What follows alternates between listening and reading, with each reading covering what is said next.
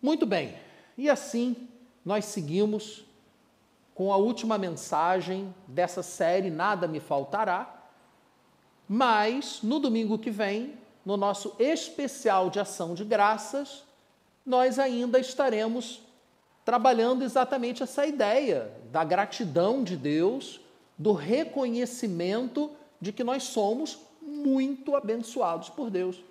Porque estamos aqui falando desse nada me faltará, do Salmo 23, justamente para nos lembrar de tudo que Ele tem feito por nós. Porque é típico, nós nos acostumamos e nos esquecemos de reconhecer aquilo que recebemos de Deus. É o que eu já citei aqui, é uma característica do ser humano de banalizar as coisas. Só um exemplo. Você começa a comer. Você vem, recebe o prato no restaurante e começa a comer. E aí começa a conversar, ou começa a ver o seu celular, você se distrai, continua comendo e, de repente, percebe que acabou a comida. E você nem saboreou a comida. Porque você comeu sem prestar atenção no que você estava fazendo. Nossa vida é assim, ou muito parecido com isso, de diversas formas.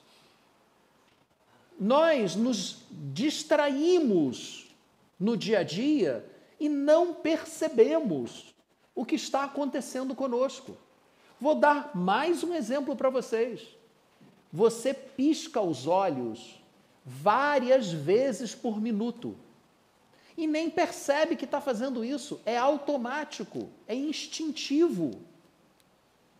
Até o momento em que cai um cisco no seu olho.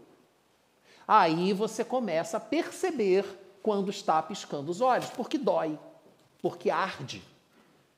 E aí você fica, Senhor, me ajuda a tirar esse cisco no olho, e fica pingando colírio, e fica lavando o olho. Você não pode esfregar, né? Você sabe, todo oftalmo diz para não esfregar o olho quando tem um cisco no olho, porque você pode machucar o seu olho. Mas bate aquele desespero, você quer tirar aquele cisco dali de qualquer maneira. E você não consegue se esquecer de cada vez que você pisca os olhos. E aí, na hora que o cisco sai do olho, é aquele alívio. Ai, graças a Deus. 30 segundos depois, você já não se lembra mais que pisca os olhos. Mas não deveríamos ser gratos a Deus o tempo inteiro, porque Ele nos deu a capacidade de piscar os olhos sem doer? Eu sei que é uma comparação pequena, até o momento que cai um cisco no seu olho. Aí deixa de ser pequena. E a nossa vida é cheia de situações assim. Então nós precisamos intencionalmente parar para pensar naquilo que o Senhor tem feito por nós e desenvolver intencionalmente um espírito de gratidão a Deus, de reconhecimento por tudo que Ele tem feito por nós, por todo o cuidado que Ele tem por nós, como um bom pastor tem por suas ovelhas. Esse é o propósito de meditarmos no Salmo 23. Então, se você não está ainda com a sua Bíblia ou o seu aplicativo aberto, abra, por favor, Salmo 23.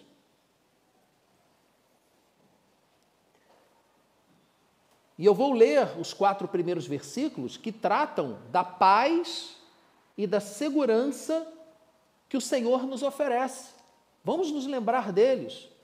O Senhor é o meu pastor, nada me faltará. Ele me faz repousar em pastos verdejantes, leva-me para junto das águas de descanso. Refrigera minha alma, guia-me pelas veredas da justiça, por amor do seu nome.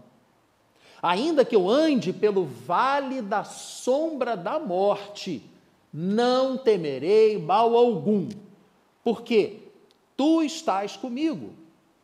Tua vara, o teu bordão e o teu cajado me consolam. Paz e segurança. Aí eu lhe pergunto, você está conseguindo sentir essa paz, essa segurança que Davi, ao olhar para trás, relembro a você que esse salmo foi escrito no final da vida de Davi, é assim que acreditam os comentaristas, e que ele estava constatando uma realidade na vida dele. Você é como Davi e olha para trás e reconhece a paz e a segurança de Deus na sua vida? Se você está tendo dificuldade em viver, em reconhecer e viver essa paz, em sentir essa segurança, então eu recomendo a você que insista. Insista na meditação desse salmo. Não é um mantra, não é pela repetição que as coisas vão mudar, mas assim como precisamos comer todos os dias, respirar todos os momentos, nós precisamos, inclusive, nos exercitar, né? O que muita gente não faz. Nós também precisamos nos lembrar continuamente daquilo que Deus tem feito por nós. Isso precisa ser um exercício. Sem exercício, não há qualidade. Não há qualidade em nada. Para que um músico seja um bom músico, ele tem que se exercitar horas e horas. Para que um pintor seja um bom pintor, para que qualquer pessoa possa desempenhar bem qualquer tarefa, precisa de exercício. E a fé também precisa de exercício. Nós precisamos meditar nas promessas do Senhor. E aí essas promessas começam a fazer parte da nossa vida, de uma forma muito prática. E se você não sabe como meditar, então vai a dica. Leia o Salmo 23 todo dia. E pense nisso. Não é ler, tá bom, já li. Lê assim, você vai ler em 30 segundos. Mas leia, pensando em cada palavra que você está lendo. Leia o Salmo, medite nesse Salmo. E aí começa a fazer isso para outros salmos. Busque a presença do Espírito Santo, que é quem vai lhe conceder essa paz e esse sentimento de segurança. E então chegamos à provisão material prometida por Deus. Agora, então, no versículo 5, você que ainda está com a sua Bíblia aberta, preparas um banquete para mim à vista dos meus inimigos. Tu me honras, ungindo a minha cabeça com óleo e fazendo transbordar o meu cálice. Aleluia. Mas antes de detalhar o que Davi, provavelmente, né, eu não estou dentro da cabeça de Davi, eu não posso afirmar para você o que Davi estava pensando quando ele escreveu isso. Mas eu fiz o dever de casa, eu procurei os comentaristas bíblicos, eu estudei, eu fiz comparações para tentar justamente trazer para vocês o que provavelmente Davi estava querendo dizer com um banquete à vista dos inimigos, unção da cabeça com óleo, cálices que transbordam. O que ele quis dizer com isso? Como que isso se aplica à sua vida de uma forma extremamente prática? Mas antes de fazer isso, é necessário um pequeno ajuste, uma introdução. Pô, o que você está fazendo até agora não é introdução? Foi uma introdução à mensagem. Só que agora eu preciso chamar a sua atenção para um problema que está acontecendo na nossa sociedade, inclusive entre nós cristãos, e quando a gente vai estudar história, vocês sabem, é meu hobby, né? Já foi minha profissão, agora é meu hobby, a gente se depara com essa mesma realidade ao longo de toda a história. Então, é da natureza humana, quando tratamos desse assunto, provisão de Deus, provisão sobrenatural de Deus, provisão material de Deus. O comum que a gente enxerga ao longo da história e percebe claramente nos dias de hoje, é um tremendo desequilíbrio. E esse desequilíbrio pode nos impedir de entender corretamente e, portanto, de receber a promessa de Deus que está contida nesse salmo, e mais especificamente nesse versículo 5. De que desequilíbrio eu estou me referindo? Ou a que desequilíbrio eu estou me referindo? Olha só, o que acontece com muita gente quando ouve falar em provisão material vinda de Deus é o despertar de dois sentimentos. Ora, isso desperta um sentimento para um lado, ora desperta um sentimento para o outro. Então, quaisquer pessoas, mas principalmente nós cristãos, quando ouvimos falar sobre isso, nós ficamos oscilando na nossa compreensão entre dois sentimentos extremos. O primeiro deles, ganância. Provisão de Deus? Deus vai me abençoar? Oba, quer é mais. Ganância. E qual o outro extremo? Vergonha. Como assim? É possível a pessoa se sentir envergonhada em receber bênçãos materiais de Deus? Sim, sim. E eu vou mostrar para vocês como. Como nós somos levados por compreensões equivocadas da palavra de Deus, somos levados a migrar entre esses dois extremos, da ganância e da vergonha. Pelo lado da ganância, o que nós podemos perceber muito claramente é uma busca pela prosperidade, né? Existe até uma assim denominada teologia da prosperidade. Então, existe uma ênfase na pregação, uma ênfase na busca individual do cristão pela prosperidade material, especificamente. E isso seria, né, segundo essa percepção da realidade, fruto das promessas de Deus. E, gente, olha só que coisa impressionante. Talvez você nunca tenha ouvido falar sobre isso. A tal da teologia da prosperidade, talvez você nunca tenha ouvido falar que as pessoas são ensinadas a exigir o cumprimento das promessas de Deus. As pessoas são ensinadas a acreditar que, pela fé, Deus é obrigado a cumprir suas promessas.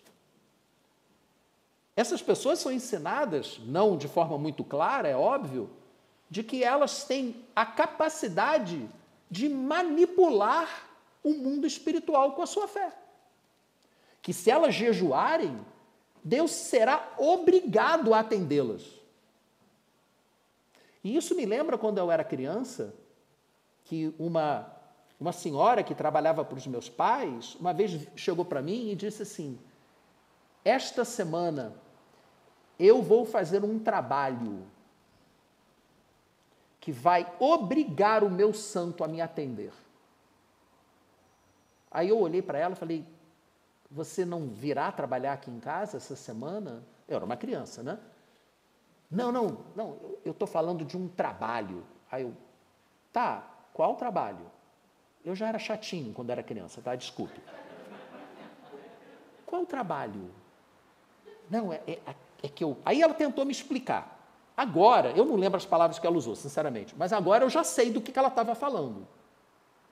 Ela estava falando de um trabalho, né, de uma veneração, de uma expressão religiosa de origem afro, em que ela iria, não sei dizer qual era a versão dessa, não sei dizer, mas ela iria num determinado lugar e apresentaria uma oferta a uma entidade espiritual.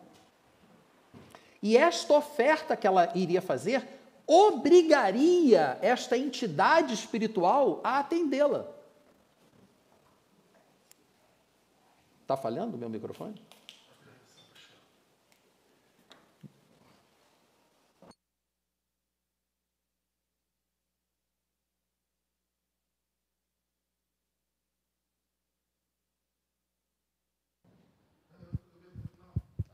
até o final.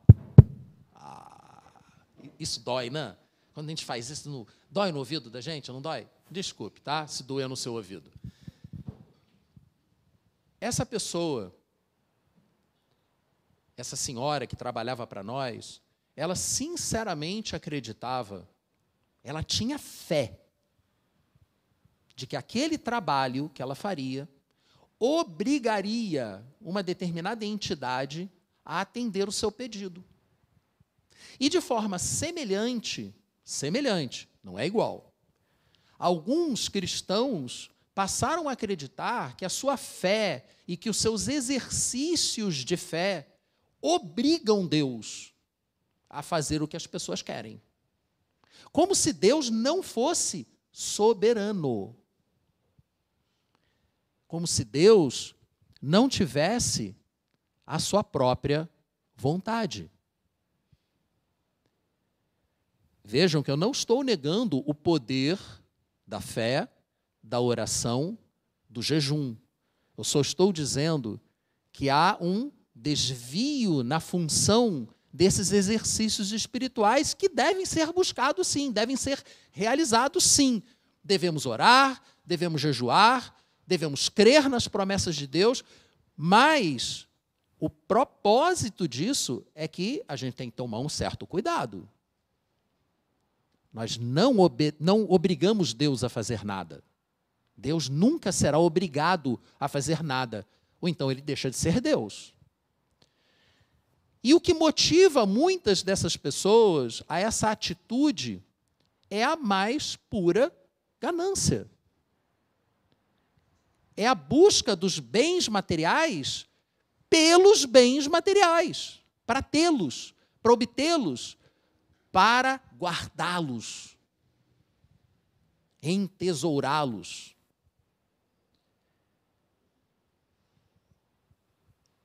Esse é o extremo, um extremo. E o outro extremo? O outro extremo é uma espiritualização dualista. Isso é um conceito filosófico. Há determinados filósofos que apresentam, as ideias deles continuam vivas, eles já morreram, mas as ideias continuam vivas, por isso que a gente coloca no presente, né? Apresentam ideias de que a matéria é má e o espírito é bom. Nada que seja matéria é bom. Tudo que é espírito é bom. Isso é um dualismo. E essa visão de mundo dualista se baseia em aspectos da própria natureza. Luz e sombras, luz e escuridão, salgado e doce.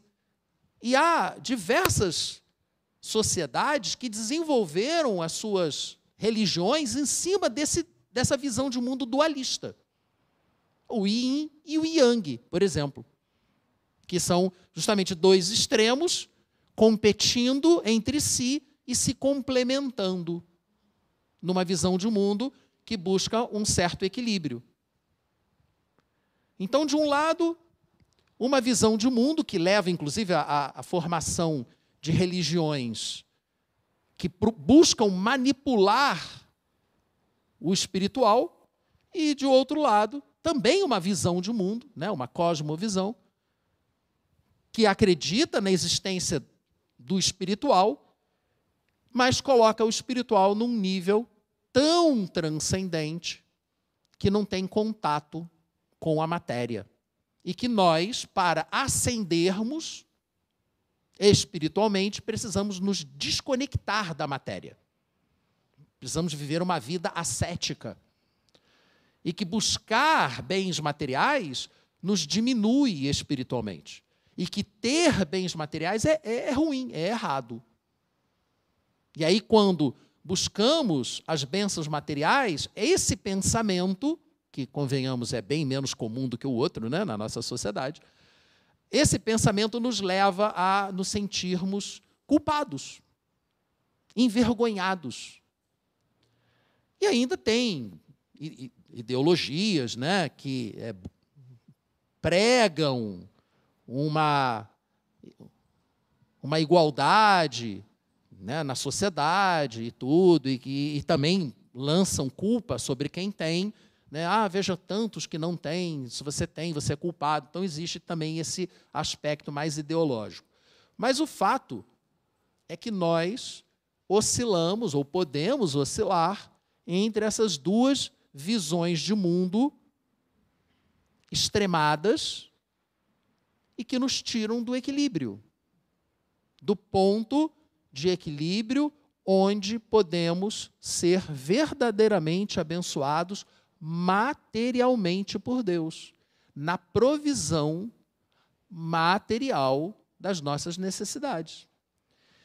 Vou dar um exemplo para vocês, um exemplo bíblico, que nos mostra o equilíbrio entre esse materialismo da ganância e o antimaterialismo espiritualizado. Um equilíbrio aqui. Não precisa abrir sua Bíblia, porque eu não vou ler o texto, eu vou apenas citar. Em Atos, capítulo 10, acontece uma situação. Um centurião romano chamado Cornélio, um homem temente a Deus, segundo a Bíblia, que buscava o Senhor nas suas orações. Olha só que coisa fantástica isso. Ele buscava Deus nas suas orações. Ele era um homem generoso. A palavra de Deus diz isso. Ele dava muitas esmolas. Aliás, o termo esmola no Novo Testamento é até estranho, né? Na Bíblia protestante. Soa estranho para nós, mas é o termo que está lá. E este homem foi visitado por um anjo. Um anjo apareceu para esse centurião romano, Cornélio, e disse para ele: Cornélio, a sua atitude subiu até Deus. Mande mensageiros à cidade tal, porque amanhã, a tal horário, um homem chamado Simão, conhecido como Pedro, estará no terraço de uma casa, na casa de um outro homem chamado também Simão, conhecido como o curtidor. Tal horário ele estará lá. Olha só o que o anjo está falando para aquele sujeito. O anjo sabia o que ia acontecer no futuro. Falou para o homem: mande gente lá, convide aquele homem que estará no terraço, e ele dará para vocês uma mensagem que vai transformar a sua vida. Gente, quanto trabalho! Por que o anjo não deu logo a mensagem? Que coisa pouco prática. Não é assim que a gente pensa? Eu penso assim, desculpe, foi mal. É assim que eu penso. Por isso que eu digo, eu não sirvo para ser Deus. Os anjos não pregam Jesus. Nós é que temos esta responsabilidade. Mas os anjos nos chamam a atenção, podem até vir e aparecer e nos chamar a atenção para irmos ao encontro de alguém que nos pregue, que nos apresente a mensagem da salvação, que foi o que aconteceu com Cornélio. E aí os homens foram, fizeram segundo o que o anjo disse, chegaram lá no lugar, e Pedro estava lá no terraço, no dia seguinte, com fome, em jejum, orando ao Senhor, e teve uma visão. Teve uma visão de um lençol descendo do céu, cheio de animais de todo tipo, mas eram todos animais impuros, segundo a lei de Deus. Impuros. E a voz chega para Pedro, a voz de Deus, chega para Pedro e diz: Pedro, você está com fome? Mata e come. E Pedro disse: não, Senhor, de jeito nenhum, nunca comi comida impura. Mas aí Deus diz para ele: Pedro, não considere impuro aquilo que eu purifiquei. O que isso tem a ver conosco? Veja, Tiago, capítulo 1, versículos 16 e 17, diz assim: meus amados irmãos, não se deixem enganar, toda boa dádiva e todo dom perfeito vem do alto.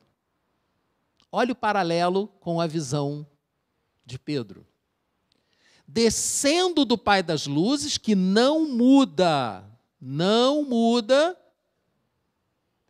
como sombras inconstantes.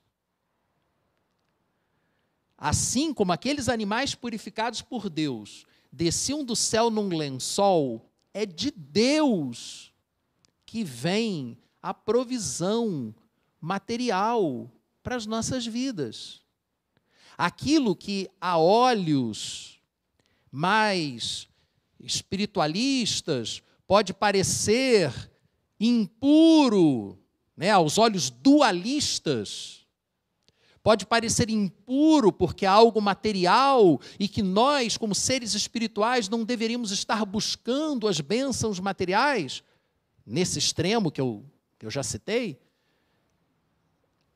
Deus, é claro, não considere impuro o que eu purifiquei. Então, o que vem do Senhor para nós, as bênçãos que descem do céu para nós, são purificadas pelo Senhor. Nós não precisamos sentir vergonha por sermos abençoados. Nós não devemos sentir vergonha por isso. Não devemos nos sentir culpados quando somos abençoados. Eu sei que pouca gente se sente assim, mas o fato é que é uma realidade e que esse tipo de pensamento, ainda que fique bem lá nas sombras, no fundo da nossa mente, isso pode nos influenciar. E pode nos levar a não pedir. Vocês querem um exemplo de alguém que vive com o pai e não pede? Na parábola do filho perdido, está em Lucas, são 3 parábolas: parábola da moeda perdida, a parábola da ovelha perdida, a parábola do filho perdido. Tem a ver com salvação.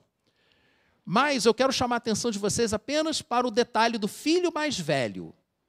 Eram 2 filhos, um se perdeu, não vou entrar em detalhes, porque senão a gente vai longe aqui, e um ficou em casa.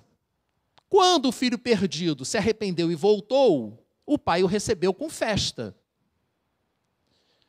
O filho mais velho ficou revoltado e não quis nem entrar. O pai foi ao encontro do filho mais velho. O detalhe é que o pai não tinha ido ao encontro do filho perdido.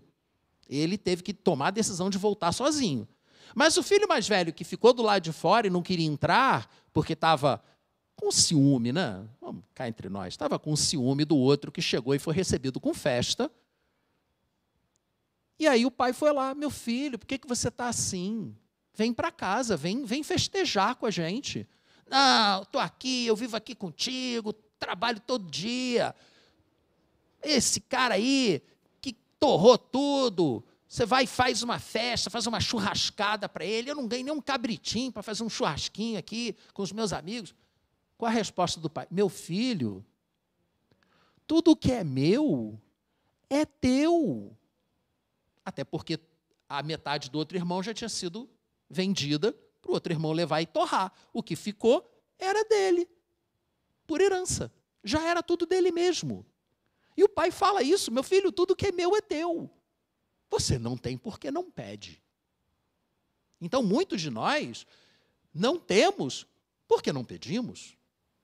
Porque ficamos: não, eu não posso, eu estou aqui para servir. Então, a gente está aqui para servir, sim, é verdade. Mas o nosso pai é um pai generoso e ele quer nos abençoar. Além disso, é muito importante, só para o contraponto, vejam que eu estou indo de um lado para o outro, tá? Para buscar o equilíbrio, a gente tem que vai para um lado, vai para o outro, igual bicicleta. Quando você aprende a andar de bicicleta, você fica quase caindo para um lado, aí se joga para o outro lado, e assim você vai até encontrar um equilíbrio mais afinado. Se, por um lado, nós vivemos na casa do Pai e não nos damos conta disso, e não pedimos, deixamos de ter porque não pedimos, por outro lado, há exemplos bíblicos que mostram que, apesar dos bens materiais em si mesmos serem neutros, eles podem ser usados por nós de uma forma negativa. É o que Paulo alertou a Timóteo. Ele disse para ele, em 1 Timóteo capítulo 6, versículos 9 e 10, assim: os que querem ficar ricos, aí é o outro extremo, o extremo da ganância. Os que querem ficar ricos caem em tentação, em armadilhas e muitos desejos descontrolados e nocivos. Desejos descontrolados e nocivos, que levam os homens a mergulharem na ruína e na destruição. Pois o amor ao dinheiro é a raiz de todos os males. O dinheiro não é a raiz dos males. O amor ao dinheiro é que é. O dinheiro em si mesmo é neutro. Uma cadeira é neutra. Se você sentar de mau jeito, cair no chão e se machucar, a culpa não é da cadeira. A arma é neutra. Uma arma, ela pode ser usada para te defender ou para agredir outra pessoa. Ela em si mesma não é culpada de nada. Um carro é neutro. Carros não atropelam pessoas. Quem atropela a pessoa é quem está dirigindo o carro. Ou quem deixou o freio de mão sem puxar numa ladeira e o carro caiu, desceu sozinho. Aí foi a culpa de quem não puxou o freio de mão. Não é culpa do carro. O dinheiro em si mesmo não é errado, não é um mal. O mal é quando nós colocamos o nosso coração nele. Onde está o nosso tesouro, lá estará o nosso coração, disse Jesus. Quando o jovem rico ficou triste, porque Jesus disse para ele que ele tinha que vender seus bens para ser perfeito, já que ele queria ser perfeito, né? Vejam, isso não é uma ordem genérica para todos, não, tá? Porque Zaqueu, por exemplo, doou a metade dos seus bens e houve salvação. O jovem rico, Jesus mandou vender tudo. Então, cada caso é um caso. Talvez você seja o jovem rico que tenha que vender tudo. Talvez você seja o Zaqueu que tenha que doar a metade. Cada caso é um caso. O importante para Deus é que as bênçãos materiais que Ele lhe oferece, que Ele tem para lhe oferecer, não conquistem o seu coração. Que você não viva em função delas. E aí você vai buscar o equilíbrio. Nem sentir vergonha de ser abençoado por Deus e nem viver obcecado por receber de Deus bens materiais. O amor ao dinheiro é a raiz de todos os males, e algumas pessoas, por cobiçarem o dinheiro, desviaram-se da fé. A gente não ouve toda hora isso, né? Pastores que acabam malversando os frutos da generosidade, da fidelidade do povo na igreja e desviam os recursos. Políticos que começam bem e, de repente, desviam recursos. Realmente, quem cobiça o dinheiro acaba se desviando da fé e vão atormentar a si mesmos com muitos sofrimentos. Jesus, em momento nenhum, disse que ter posses era errado. Um exemplo, eu vou dar 2 exemplos para vocês, que vários seguidores de Jesus tinham posses. Mas Jesus falou para o jovem rico vender tudo. Ele falou para o jovem rico, não falou para todo mundo. Vou dar um nome para vocês, Joana. Vocês sabiam que tem uma personagem bíblica chamada Joana? Está em Lucas, capítulo 8, versículo 3. Ela era a mulher, esposa, do administrador da casa de Herodes. Ela e outras mulheres que seguiam Jesus, diz o texto bíblico, eram responsáveis pelo sustento de Jesus. Mas Jesus não multiplicava pão? Ele precisava de sustento humano? Ele multiplicou pão 2 vezes, né? Não era todo dia que ele multiplicava o pão. Jesus recebia ofertas de mulheres, como Joana e outras que o texto bíblico apresenta, que doavam recursos e ajudavam a sustentar Jesus e os discípulos. Um outro exemplo, José de Arimateia, um homem rico, seguidor de Jesus. E alguns comentaristas acreditam, inclusive, que ele fazia parte do Sinédrio.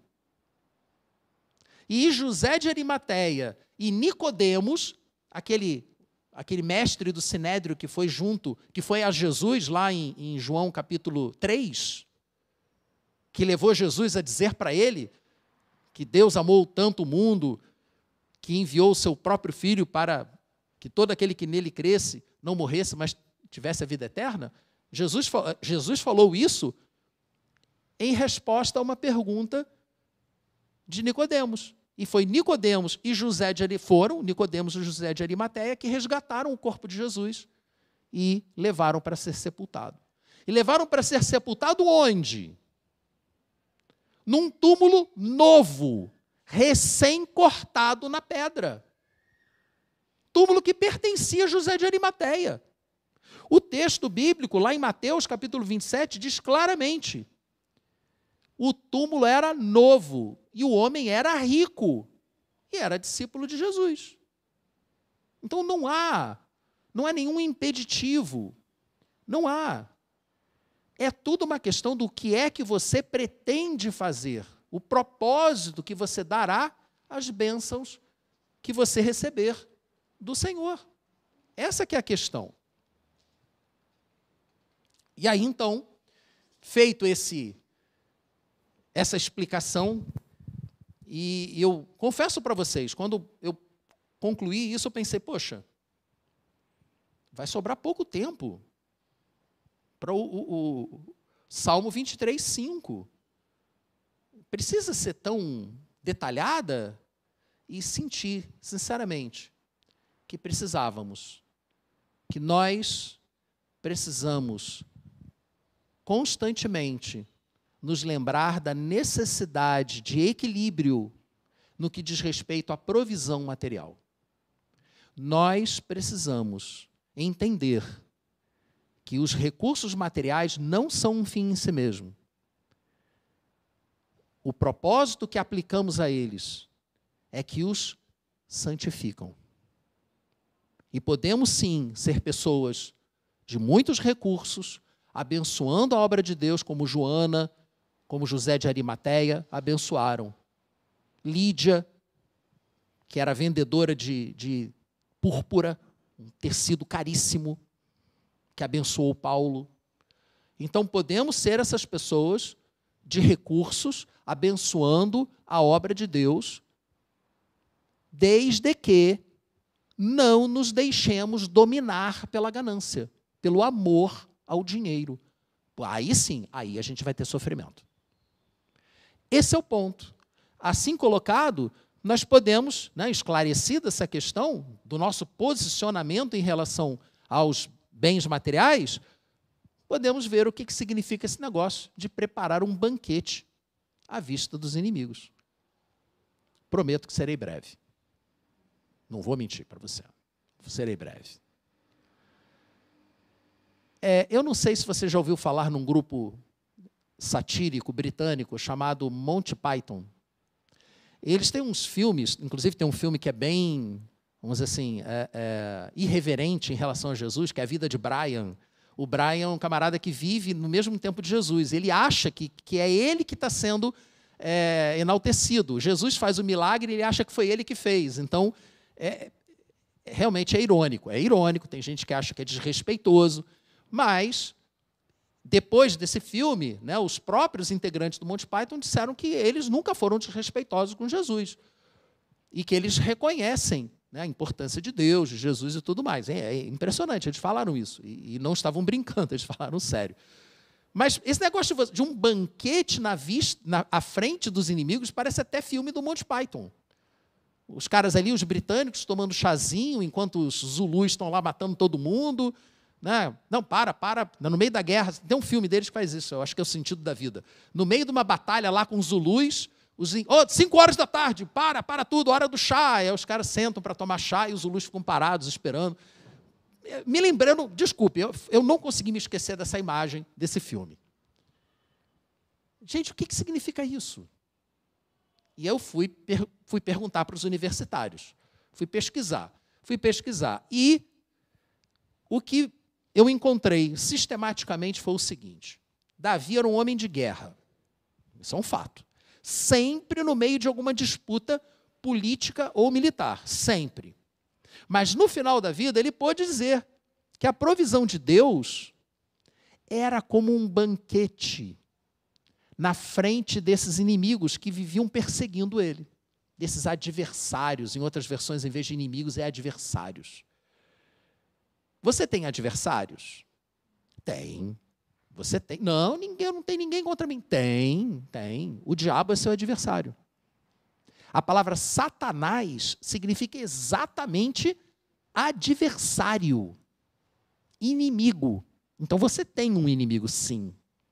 E é diante desse inimigo que o Senhor monta um banquete para você. Ainda bem que eu ouvi um amém. Já é alguma coisa. Creia nisso. Gente, é uma promessa de Deus. Está todo mundo atônito ou cansado, né? O cara falou tanto que eu já não aguento mais. Vou terminar, vou ser rápido. Deus promete para nós, Davi viveu essa experiência, que mesmo perseguido, mesmo em constante disputa, o Senhor nunca o desamparou, nunca faltou. Salomão disse, hoje sou velho, já fui novo, mas nunca vi o homem temente a Deus mendigar o pão. Nem seu filho. Esse já foi Salomão, o filho de Davi, quem falou. Essa é a promessa de Deus, uma promessa de que nós podemos ter confiança. Então, essa é uma figura de linguagem usada por Davi, que foi compreendida pelas pessoas do tempo dele, e que é difícil para nós compreendermos, mas que significa que, independentemente das circunstâncias, nós podemos ter confiança que a provisão de Deus está garantida. Ela virá. Mas nós temos que pedir. E a segunda parte do versículo, unges a minha cabeça com óleo.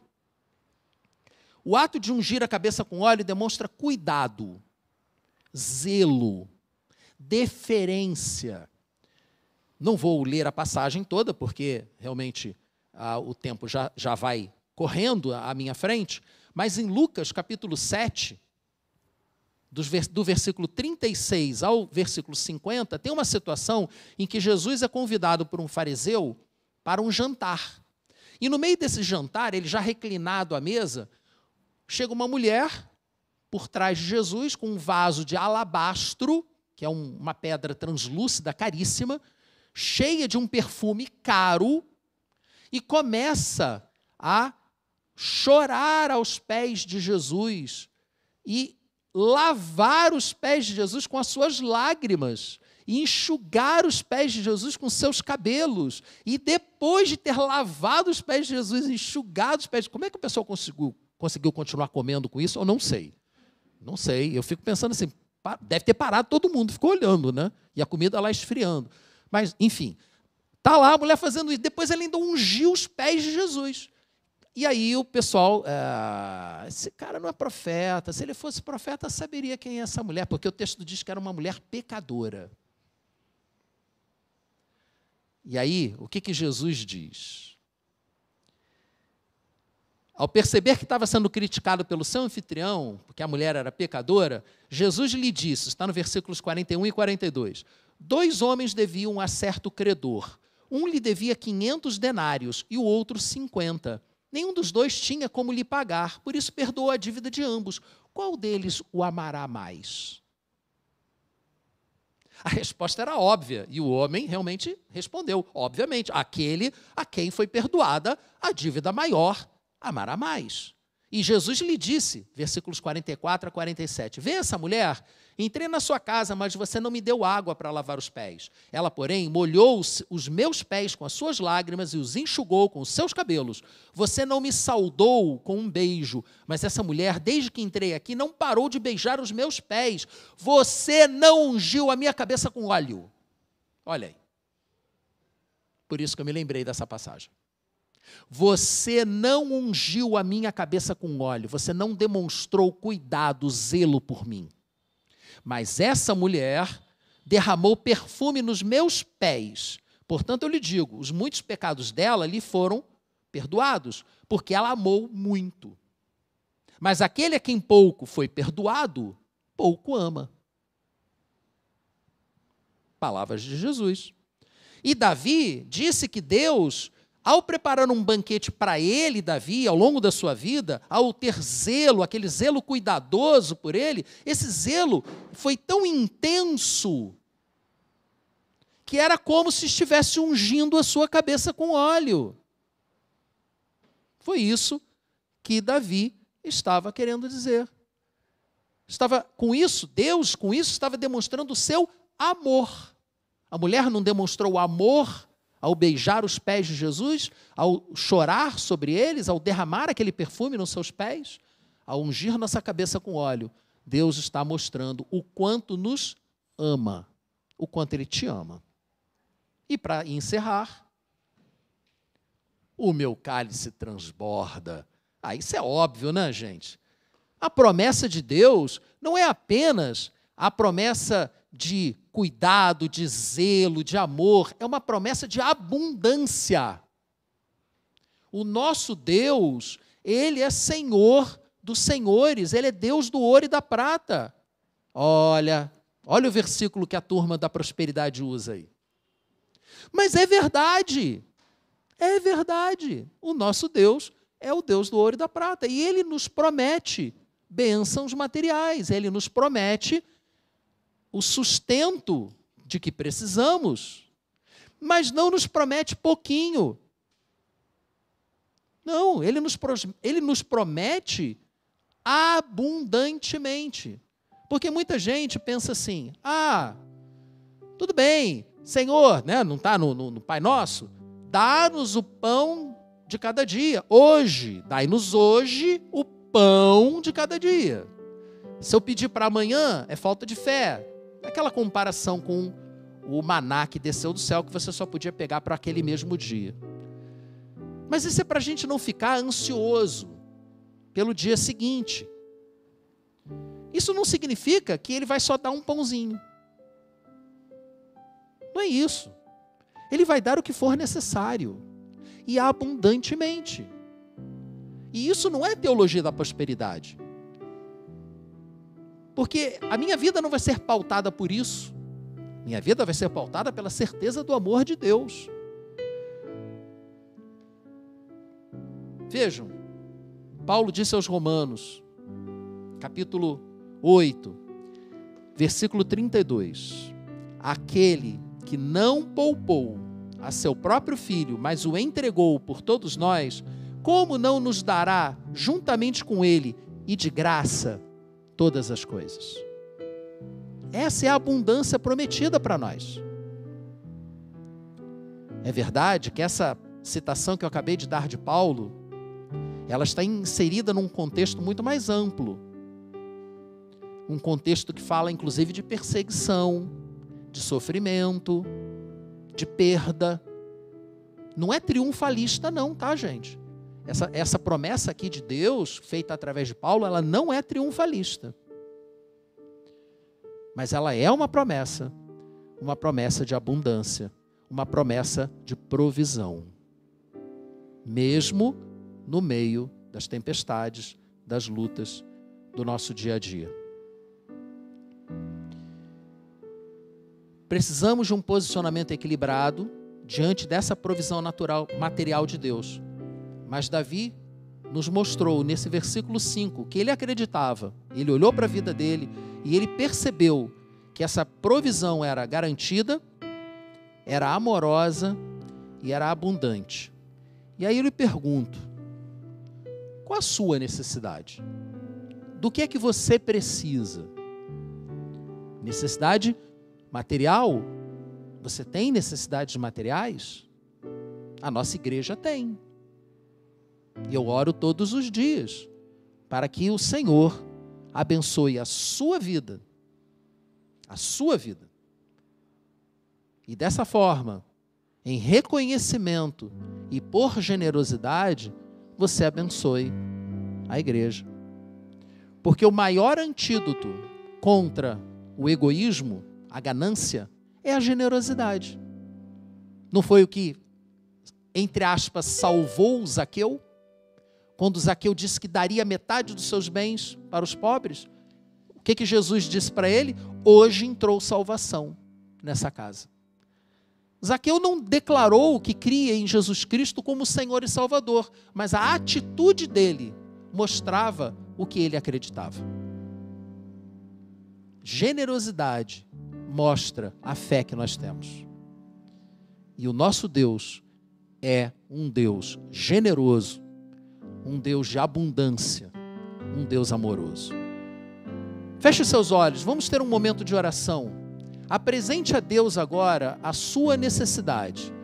Não exclusivamente material, mas apresente a sua necessidade a Deus, porque Ele é bom e Ele tem prazer em cuidar de nós. Senhor amado, nos colocamos diante de Ti, Senhor, reconhecendo que somos instáveis, somos imperfeitos, reconhecendo que em nós habita uma natureza humana decaída, que é egoísta, que é egocêntrica, que é gananciosa, mas ao mesmo tempo, Senhor, somos levados pela Tua palavra a crer que o Senhor é Pai generoso, é Pai amoroso e quer nos abençoar. Então eu te peço, Senhor, que o Senhor nos leve a uma posição de equilíbrio, que o Teu Espírito nos conduza a uma posição de equilíbrio, onde possamos buscar uma provisão abundante do Senhor, mas ao mesmo tempo possamos viver livres da escravidão do amor ao dinheiro. Liberta-nos, Senhor, desta escravidão, mas aproxima-nos, Senhor, da comunhão contigo, para que possamos andar com o Senhor a cada dia, apresentando a cada dia a nossa necessidade, com fé e com singeleza de coração. Desperta em nós, ó Pai, a gratidão por tudo que o Senhor tem feito por nós. Em nome de Jesus. Amém. E que o amor de Deus Pai, a graça do nosso Senhor Jesus Cristo e esse equilíbrio sobrenatural no aspecto material nos seja dado pelo Espírito Santo ao longo dessa semana e para todo sempre. Em nome de Jesus. Amém.